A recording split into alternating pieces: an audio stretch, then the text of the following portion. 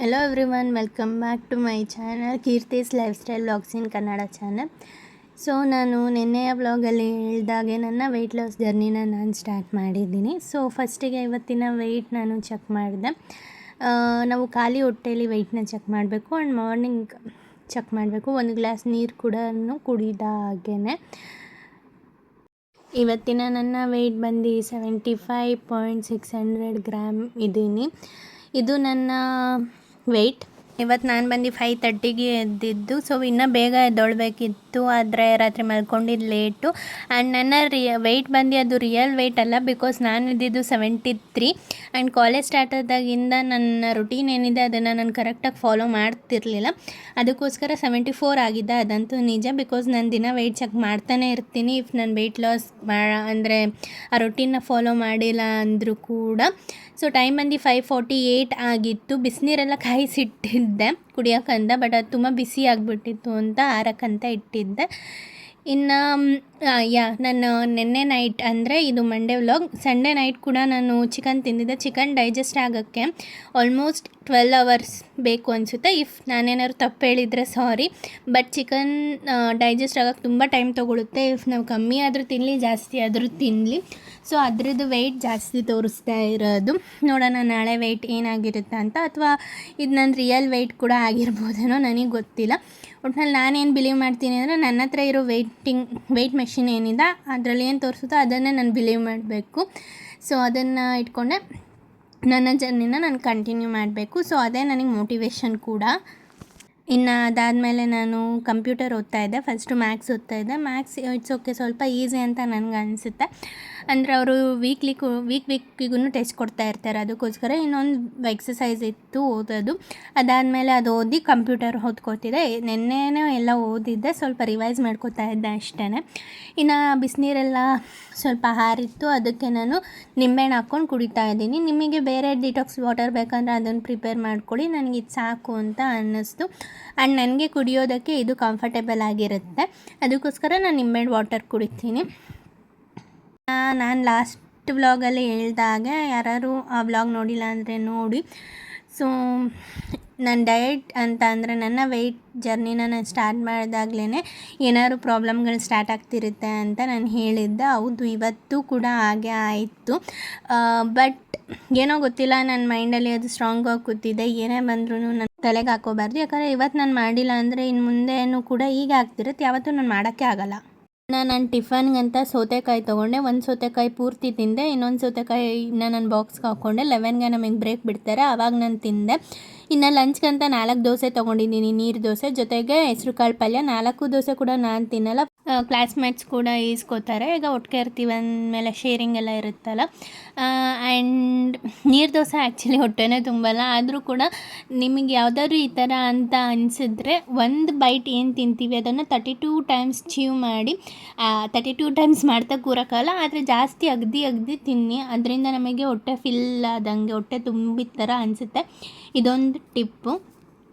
And ನಾನು ಹೇಳಿದಾಗೆ ನನ್ನ ವೆಯ್ಟ್ ಲಾಸ್ ಅಂತ ಈ ಥರ ಏನಾದ್ರು ಸ್ಟಾರ್ಟ್ ಮಾಡಿದಾಗ ಏನಾದ್ರು ಪ್ರಾಬ್ಲಮ್ಸ್ ಬರ್ತಾನೆ ಇರುತ್ತೆ ಅಂತ ಹೇಳಿ ಇವತ್ತು ಕೂಡ ಆಯಿತು. ಬಟ್ ಇವತ್ತೇ ಈಗ ಆಗಬೇಕಾಗಿತ್ತಾ ಅನ್ನೋದು ಒಂದು ಬೇಜಾರು. ಸೊ ಏನಾಯಿತು ಅಂತ ಹೇಳ್ತಾ ಕೂರೋಕ್ಕಾಗಲ್ಲ, ನನ್ನ ಕತೆಗಳು ಯಾವತ್ತೂ ಮುಗಿಯೋದೇ ಇಲ್ಲ. ಇಟ್ಸ್ ಓಕೆ, ನಾನು ಸ್ಟ್ರಾಂಗಾಗಿ ಡಿಸೈಡ್ ಮಾಡಿದ್ದೀನಿ ಅಂತ ಎಷ್ಟೇ ಕಷ್ಟಗಳು ಬಂದ್ರೂ ನಾನು ಅದನ್ನು, ನನ್ನ ಜರ್ನಿನ ನಾನು ಸ್ಟಾಪ್ ಮಾಡಿದೆ ಕಂಟಿನ್ಯೂ ಮಾಡಲೇಬೇಕು ಅಂತ ಮಾಡ್ತೀನಿ ಕೂಡ. ಇವತ್ತಿಗೆ ನಮ್ಮ ಕಾಲೇಜ್ ಸ್ಟಾರ್ಟಾಗಿ 4ನೇ ವಾರ. 2 ವಾರ ಆಫ್ ಡೇ ಇಟ್ಟಿದ್ರು, ಇನ್ನು 3ನೇ ವಾರದಿಂದ ಫುಲ್ ಡೇ ಇಟ್ಟಿದ್ರು. ಆಫ್ ಡೇ ಇದ್ದಾಗ ಬೆಳಗ್ಗೆ ಚೂರು ತಿನ್ಕೊಂಡು ಹೋಗ್ತಿದ್ದೆ, ಮಧ್ಯಾಹ್ನ ಮನೆಗೆ ಬಂದು ತಿಂತಿದ್ದೆ. ಇನ್ನು ನೈಟ್ ಅಷ್ಟೇ. ಫುಲ್ ಡೇ ಇದ್ದಾಗಿಂದ ಬೆಳಗ್ಗೆ ಒಂದು ಸ್ವಲ್ಪ, ಮಧ್ಯಾಹ್ನ ಬಾಕ್ಸಿಗೆ ತೊಗೊಂಡೋಗ್ತೀನಿ. ಇನ್ನು ಸಾಯಂಕಾಲ ಬಂದು ತಿಂತಿದ್ದೆ, ನೈಟು. ಈ ರೀತಿ ಆಗ್ತಿತ್ತು. ಅದಕ್ಕೋಸ್ಕರ 1 kg ಗೇನ್ ಆಗಿರ್ಬೋದು. ಇವಾಗ 2 ಟೈಮ್ಸ್ ಅಷ್ಟೇ ನಾನು ತಿನ್ನಬೇಕಂತ ಅಂದ್ಕೊಂಡಿರೋದು. ಬೆಳಗ್ಗೆ ಒಂದು ಸಲ, ಬೆಳಗ್ಗೆ ಅಲ್ಲ ಮಧ್ಯಾಹ್ನ ಒಂದು ಸಲ, ನೈಟ್ ಒಂದು ಸಲ. ಇನ್ನು ಮಿಕ್ಕಿದ ಟೈಮಲ್ಲೆಲ್ಲ ಸ್ನ್ಯಾಕ್ಸ್ ತಿನ್ಕೊಂಡು ಇರೋದು.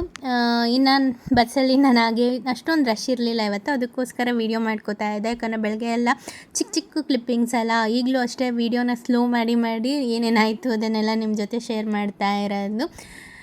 ಆ್ಯಂಡ್ ಇದು ಯಾವ ಏರಿಯಾ ಅಂತ ಗೊತ್ತಿದ್ದರೆ ಕಮೆಂಟ್ ಮಾಡಿ ನೋಡೋಣ. ನಾನು ಮಾರ್ನಿಂಗ್ ಎಕ್ಸಸೈಸ್ ಏನೂ ಮಾಡಲಿಲ್ಲ, ನಾನು ಈವ್ನಿಂಗ್ ಮಾಡೋಣ ಅಂತ ಅಂದ್ಕೊಂಡೆ. ಬಟ್ ಈವ್ನಿಂಗು ಆಗಲಿಲ್ಲ. ನಮ್ಮ ಕಾಲೇಜ್ ಟೈಮಿಂಗ್ಸ್ ಬಂದು 9 to 3:30. ಮನೆಗೆ ಬರೋ ಅಷ್ಟರಲ್ಲಿ ಒಂದು 4-4:10 ಆಗುತ್ತೆ. ಕಾಲೇಜ್ ಶಿಫ್ಟ್ ಆದಮೇಲೆ ಇನ್ನೂ ಜಾಸ್ತಿನೇ ಆಗುತ್ತೆ. ಇನ್ನು ಬಸ್ಸಲ್ಲಿ ಓಡಾಡ್ತೀವಿ ಅಂದರೆ ಕಂಡಕ್ಟ್ರು, ಜನಗಳು, ಸ್ಕೂಲ್ ಸ್ಟೂಡೆಂಟು, ಕಾಲೇಜ್ ಸ್ಟೂಡೆಂಟು, ಇದು ಬಂದು ಪಬ್ಲಿಕ್ ಟ್ರಾನ್ಸ್ಪೋರ್ಟ್ ಈ ಥರ ಎಲ್ಲ ಅಂದರೆ ಅವ್ರು ಯಾರು ಏನೋ ಅಂತಾರೆ, ಆ ಥರ ಎಲ್ಲ ಇರುತ್ತೆ. ನನಗೆ ಸ್ಟಾರ್ಟಿಂಗ್ ಕಾಲೇಜ್ ಡೇಸಲ್ಲಂತೂ ಸಿಕ್ಕಾಪಟ್ಟೆ ಹಿಂಸೆ ಆಗ್ತಿತ್ತು.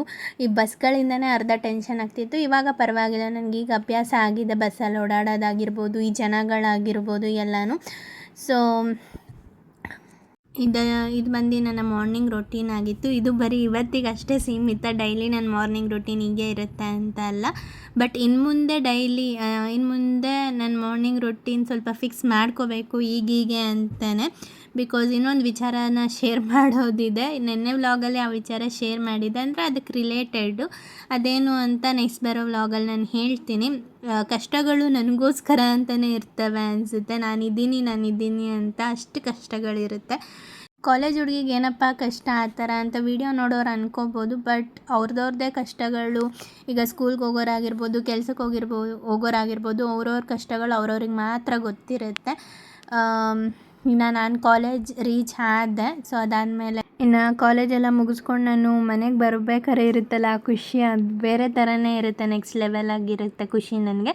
ಇನ್ನು ಕಾಲೇಜ್ ಮುಗಿಸ್ಕೊಂಡು ನಾನು ಮನೆ ಹೋಗ್ತಾ ಇದ್ದೀನಿ.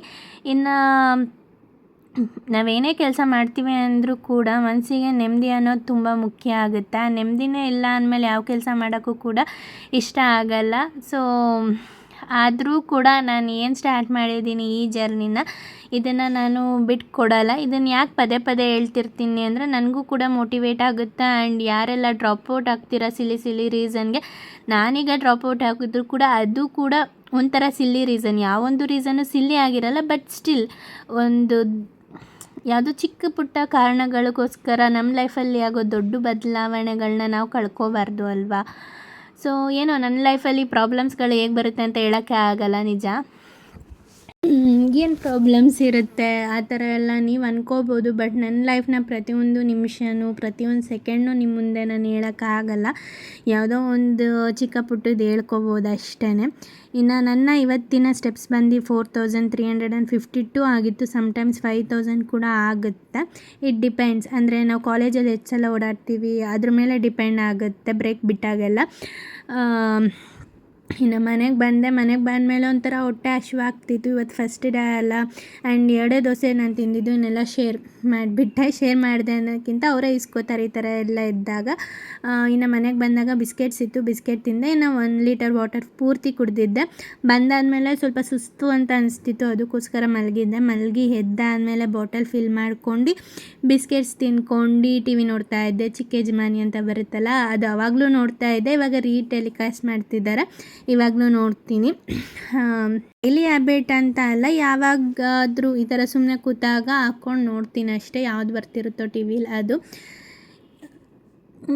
ಅದಾದಮೇಲೆ ಇನ್ನು 7:31ಗೆ ನನ್ನ ನೈಟ್ ಡಿನ್ನರ್ ದೋಸೆನೇ ತೊಗೊಂಡೆ. ಬಿಕಾಸ್ ಅವ್ರು ಸಾಯಂಕಾಲನೇ ಹಾಕಿಟ್ಟಿದ್ರು, ಸಾಯಂಕಾಲ ಬಂದು ತಿಂತಾಳೆ ಅಂತ. ಇಲ್ಲ ನಾನು ಡಯಟ್ ಸ್ಟಾರ್ಟ್ ಮಾಡಿದ್ದೀನಲ್ಲ, ಇನ್ನು ಅದು ಹಾಕಿದ್ದು ವೇಸ್ಟ್ ಆಗಬಾರ್ದು ಅಂತ ನಾನು ಅದನ್ನೇ ತಿಂದೆ. ಹೆಸ್ರು ಕಾಳು ಬಂದು ಹೈ ಪ್ರೋಟೀನ್. ಇನ್ನು ಬ್ಯಾಲೆನ್ಸ್ ಡಯಟ್ ಅಂತ ತೊಗೊಂಡ್ರೆ ಫೈಬರ್ ತಿಂದಿದ್ದೀನಿ ಇವತ್ತು, ಪ್ರೋಟೀನ್ ಅಂತ ಇದು ತಿಂದಿದ್ದೀನಿ, ಕ್ಯಾಲೋರೀಸ್ಗಂತ dosa. So full balance meal ಆಯಿತು.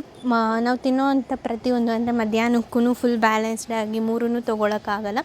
3 ಅಂತ ಕನ್ಸಿಡರ್ ಮಾಡಿದ್ರೆ ಕುಕುಂಬರ್ ಮತ್ತು ಇದು ಕಾಳು, ಅದು ಪ್ರೋಟೀನ್, ಆ್ಯಂಡ್ ಇದು ಕಾರ್ಬೋಹೈಡ್ರೇಟ್ 3 ಕೂಡ ಕನ್ಸಿಡರ್ ಮಾಡ್ಕೋಬೋದು. ಇಲ್ಲ ನಾವು ಯಾವಾಗ ತಿಂತೀವಿ ಅವಾಗೆಲ್ಲನೂ ನಾವು ಬ್ಯಾಲೆನ್ಸ್ಡಾಗಿ ತಿನ್ನೋಕ್ಕಾಗಲ್ಲ. ದಿನ ಪೂರ್ತಿ ತಿನ್ನೋದನ್ನು ಅಂದರೆ ಒಂದೊಂದು ಟೈಮ್ಗೆ ಒಂದೊಂದು ಅಂತ ತಿಂದರೆ ಅದನ್ನು ಬ್ಯಾಲೆನ್ಸ್ಡಾಗಿ ತೊಗೋಬೋದು. ಸೊ ಈ ರೀತಿ ಇತ್ತು.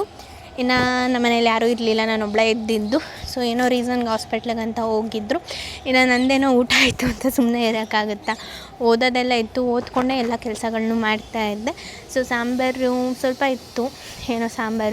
ಸ್ವಲ್ಪ ಇತ್ತು ಅಂತ ನಾನು ಏನು ಈಸಿಯಾಗುತ್ತೆ ಸಾಂಬಾರು ಮಾಡೋಕ್ಕಂತ ನೋಡ್ತಾ ಇದ್ದೆ. ಇನ್ನು ಅದಾದಮೇಲೆ ಸ್ವಲ್ಪ ಹೊತ್ತು ವಾಕಿಂಗ್ ಮಾಡಿಕೊಂಡು, ಅಂದರೆ ಎಷ್ಟು ಸ್ಪೇಸ್ ಇದೆ ಅಷ್ಟರಲ್ಲೇ ನಾನು ವಾಕಿಂಗ್ ಮಾಡ್ಕೊಂಡು ಹೇಳ್ತಿದ್ನಲ್ಲ, ಓದ್ಕೋತಾ ಇದ್ದೆ. ಅದಾದಮೇಲೆ ಹಾಗೆ ಥಿಂಕ್ ಮಾಡ್ತಾಯಿದ್ದೆ ಏನು ಸಾಂಬಾರು ಮಾಡೋದು ಅಂತ. ಬೇಳೆ ಸಾಂಬಾರು ಮಾಡೋದು ಈಸಿ ಅಲ್ವಾ, ಸೊ ಅದೇ ಸಾಂಬಾರು ಮಾಡೋಣ ಅಂತ ಅಂದ್ಕೊಂಡೆ. ಇನ್ನು ವಾಕಿಂಗ್ ಎಲ್ಲ ಮುಗಿಸ್ಕೊಂಡು, ಆ್ಯಕ್ಚುಲಿ ಬೇರೆಯವ್ರು ಹೇಗೆ ಡಯಟ್ ಮಾಡ್ತಾರೋ ನಂಗೆ ಗೊತ್ತಿಲ್ಲ, ನನಗೆ ಗೊತ್ತಿರೋ ರೀತಿ ನಾನು ಇದೇ ರೀತಿ ಮಾಡೋದು. ಸೊ ನನ್ನ ಲಾಸ್ಟ್ ಪ್ರೊಸೀಜರ್ ಇವತ್ತಿಂದು ಬಿಸಿನೀರು ಕುಡಿಯೋದು. ಸೊ ಬಿಸಿನೀರೆಲ್ಲ ಕಾಯಿಸಿ ಫ್ಲಾಸ್ಕ್ಗಳ್ಗೆ ಹಾಕಿ ನನಗೆ ಎಷ್ಟು ಬಿಸಿನೀರು ಬೇಕೋ ಅಷ್ಟು ತೊಗೊಂಡೆ. ಇನ್ನು 8-10 ಆಗಿತ್ತು ಇಷ್ಟೆಲ್ಲ ಮಾಡೋ ಅಷ್ಟೊತ್ತಿಗೆ. ನಾನು ಆಗಲೇ ತೋರಿಸಿದ್ದೆ ಎಷ್ಟಾಗಿತ್ತು ಅಂತ, ಅದು ಸ್ಟೆಪ್ಸು. ಇವಾಗ ನಾನು ಸ್ಟೆಪ್ಸ್ ಆಗ 4000 ಸಮಥಿಂಗ್ ಆಗಿತ್ತು, ಈಗ 6000 ಆಗೋವರೆಗೂ ಮಾಡಿದೆ ನಾನು. ಅದಾದಮೇಲೆ ಸಾಂಬಾರು ಮಾಡೋಕ್ಕಂತ ಹೋದೆ. ಇನ್ನು ಅದಾದಮೇಲೆ 8:33 ಆಗಿತ್ತು. ಆಗಲೇ ಹೇಳ್ದಾಗೆ ನಾನು ನೀರೆಲ್ಲ ಕುಡ್ದು ಖಾಲಿ ಮಾಡಿದೆ, 1 ಗ್ಲಾಸ್ ಆಗೋಷ್ಟು. ಇದರಲ್ಲಿ ಜಾಸ್ತಿ ನೀರು ಇಡ್ಸುತ್ತೆ ಕೂಡ. ಇನ್ನು ಅದಾದಮೇಲೆ ಫ್ಯಾನೆಲ್ಲ ಆಫ್ ಮಾಡಿ ಬುಕ್ನ ಕೂಡ ಅಡುಗೆ ಮನೆಗೆ ತೊಗೊಂಡೋಗಿ ಕಿಟಕಿಲಿ ಇಟ್ಟಿದ್ದೆ, ಅಂದರೆ ಕಿಟಕಿಲಿ ಇಟ್ಕೊಂಡು ಓದೋ ಥರ. ಸೊ ನೆನ್ನೆ ನಮ್ಗೆ ಯಾವುದೂ ಟೆಸ್ಟ್ ಕೊಡಲಿಲ್ಲ, ಹೇಳೋದು ಮರ್ತೋಗಿದೆ. ಮಾರ್ನಿಂಗ್ ಓದ್ತಾ ಇದ್ನಲ್ಲ 2 ಸಬ್ಜೆಕ್ಟ್ ಅಂತ, ಅದು ಟೆಸ್ಟ್ ಕೊಡಲಿಲ್ಲ. ಒಬ್ಬರು ಮ್ಯಾಮ್ ಅಬ್ಸೆಂಟ್ ಆಗಿದ್ದರು, ಇನ್ನೊಂದು ಏನೋ ರೀಸನ್ಗಳಿಗೆ ಕೊಡಲಿಲ್ಲ. ಸೊ ಇನ್ನು ನೆಕ್ಸ್ಟ್ ದಿನ ಹೇಳಿತ್ತು, ಅಂದರೆ ಮಂಡೇಗೆ 2 ಸಬ್ಜೆಕ್ಟು, ಟ್ಯೂಸ್ಡೇಗೆ 2 ಸಬ್ಜೆಕ್ಟ್ ಅಂತ. ಅವ್ರೇನು ಹೇಳಿದ್ರಂದರೆ ನಾಳೆಗೂ 4 ಸಬ್ಜೆಕ್ಟ್ ಓದ್ಕೊಬನ್ನಿ ಅಂತ. ಒಂದು ಟೈಮ್ಗೆ 4 ಸಬ್ಜೆಕ್ಟ್ ಕಷ್ಟ ಆಗುತ್ತಲ್ಲ. ಆದರೂ I was trying my best. ಹಾಸ್ಪಿಟ್ಲಿಗೆ ಹೋಗಿದ್ರಿಂದ ನಾನು ತಿಂದ್ಬಿಟ್ಟೆ ಅಂತ ಸುಮ್ಮನೆ ಇರೋಕ್ಕಾಗುತ್ತಾ. ಇನ್ನು ಸಾಂಬಾರೆಲ್ಲ ಇತ್ತು, ಸ್ವಲ್ಪ ಇದು ಪಲ್ಯ ಎಲ್ಲ ಇತ್ತು, ಬಟ್ ಅದೆಲ್ರಿಗೂ ಆಗಬೇಕಲ್ಲ, ಅದಕ್ಕೋಸ್ಕರ ನಾನು ಈ ಸಾಂಬಾರು ಮಾಡ್ತಾಯಿದ್ದೆ. ನನಗೂ ಕೂಡ ಅಷ್ಟೊಂದು ಅಡುಗೆ ಮಾಡೋಕ್ಕೆ ಬರುತ್ತೆ, ಬಟ್ ಯಾರು ಹೇಳಬೇಕು ಇದಾಕು ಅದಾಕು ಅಂತ. ನನಗೆ ನಾನು ಮಾಡೋಕ್ಕೆ ಬರಲ್ಲ. ಸೊ ನಾನು ಯೂಟ್ಯೂಬಲ್ಲಿ ನೋಡ್ಕೊಂಡು ತಲೆಯಲ್ಲಿ ಇಟ್ಕೊಂಡು ಮಾಡ್ತಾಯಿದ್ದೆ. ಇಷ್ಟರಲ್ಲಿ ನಮ್ಮಮ್ಮ ಬಂದರು, ಹೋಗಿ ಓದ್ಕೊ ಅಂತ ಅಂದರು. ಸೊ ಇದಾಗಿತ್ತು ಇವತ್ತಿನ ವ್ಲಾಗ್, ನನ್ನ ಫಸ್ಟ್ ದಿನದ ಡೇ ಡಯಟ್ ವೀಡಿಯೋ. ಸೊ ಎಷ್ಟೆಲ್ಲ ಪ್ರಾಬ್ಲಮ್ಸ್ಗಳಿರುತ್ತೆ ಅಲ್ಲ, ನೀವು ಈ ವಿಡಿಯೋದಲ್ಲಿ ನೋಡಿರೋದು ಕಡಿಮೆ, ಓದ್ಕೋಬೇಕು. ಸಮ್ಟೈಮ್ಸ್ ಕೆಲಸಗಳು ಕಮ್ಮಿನೇ ಈಗ, ಆದರೆ ಅದ್ರ ಮೇಲೂ ಕಣ್ಣು ಬಿದ್ದುಬಿಡ್ತು ಅಂತ ಅನಿಸುತ್ತೆ. ಕೆಲಸ ಮಾಡೋದಕ್ಕೆ ಅಂದರೆ ಇನ್ನು ಮುಂದೆ ಕೆಲಸ ಮಾಡುವಂಥ ಸನ್ನಿವೇಶಗಳು ತುಂಬ ಇದ್ದಾವೆ. ಆದರೆ ಲಾಸ್ಟ್ ವ್ಲಾಗಲ್ಲಿ ಹೇಳಿದ್ದೆ ಅಲ್ಲ, ಅದ್ರ ರಿಲೇಟೆಡ್ ಹೇಳ್ತೀನಿ ನೆಕ್ಸ್ಟ್ ವ್ಲಾಗಲ್ಲಿ ಏನು ಎತ್ತಾ ಅಂತ. ಏನೇ ಕಷ್ಟಗಳಿರ್ಬೋದು, ಕಷ್ಟ ಅಂತ ಹೇಳಿರ್ಬೋದು. ಈ ವಿಡಿಯೋದಲ್ಲಿ ತುಂಬ ರಿಪೀಟೆಡ್ ಆಗಿ ಕಷ್ಟ ಬಂದ್ರೂ ಸಹಿತ ನಾನು ಅದನ್ನೆಲ್ಲ ತಲೆಗೆ ಹಾಕ್ಕೊಂಡೇ ನನ್ನ ಗೋಲ್ನ ರೀಚ್ ಮಾಡ್ತೀನಿ ಅಂತ ಹೇಳಿದ್ದೀನಿ. ಸೊ ನೀವು ಅದನ್ನೇ ತಲೆಯಲ್ಲಿ ಇಟ್ಕೊಳ್ಳಿ, ನೀವು ಕೂಡ ನಿಮ್ಮ ಗೋಲ್ನ ರೀಚ್ ಮಾಡಿ. ಅದು ಈ ವಿಷಯದಲ್ಲಂತ ಅಲ್ಲ, ಓದೋ ವಿಷಯದಲ್ಲಾಗಿರ್ಬೋದು, ಬೇರೆ ಯಾವುದೇ ವಿಷಯದಲ್ಲಾಗಿದ್ದರೂ ಕೂಡ ಹೌದು. ಸೊ ಅಪ್ಸ್ ಆ್ಯಂಡ್ ಡೌನ್ಸ್ ಅನ್ನೋದು ಲೈಫಲ್ಲಿ ಕಾಮನ್. ಕಷ್ಟಗಳು ಮನುಷ್ರಿಗೆ ಬರ್ದೇನೆ ಮರಕ್ಕಂತೂ ಬರಲ್ಲ. ಇದೆಲ್ಲ ಹೇಳೋಕ್ಕೆ ಕೇಳೋಕ್ಕೆ ಅಷ್ಟೇ ಚೆನ್ನಾಗಿರುತ್ತೆ, ಬಟ್ ಮನಸ್ಸಲ್ಲಿರೋ ನೋವು ಅವ್ರವ್ರಿಗೆ ಮಾತ್ರನೇ ಗೊತ್ತಿರುತ್ತೆ. ಸೊ ಇಷ್ಟು ಹೇಳ್ತಾ ನಾನು ನನ್ನ ಇವತ್ತಿನ ಡೇ ಡಯಟ್, ನನ್ನ ಫಸ್ಟ್ ದಿನದ ಡೇ ಡಯಟ್ ವ್ಲಾಗ್ನ ಇಲ್ಲಿಗೆ ಮುಗಿಸ್ತಾ ಇದ್ದೀನಿ. ಸೊ ನೋಡೋಣ ನಾಳೆ ಎಷ್ಟಿರುತ್ತೆ ನನ್ನ ವೆಯ್ಟ್ ಅಂತ, ನಾಳೆ ಹೇಗೆಲ್ಲ ಹೋಗುತ್ತೆ ಅಂತ ನೋಡೋಣ. So thank you for watching. Meet you up in the next vlog day 2 ಅಲ್ಲಿ. Okay guys, bye. Thank you so much. ನೀವು ನನ್ನ ವಿಡಿಯೋ ನೋಡಿದ್ದಕ್ಕೆ, ಹಾಗೆ ಹೀಗೆ ವ್ಲಾಗ್ಸ್ನ ನೋಡ್ತಾ ಇರಿ, ನನ್ನ ವೀಡಿಯೋಸ್ ನೋಡ್ತಾ ಇರಿ, ಸಪೋರ್ಟ್ ಮಾಡ್ತಾ ಇರಿ. Thank you.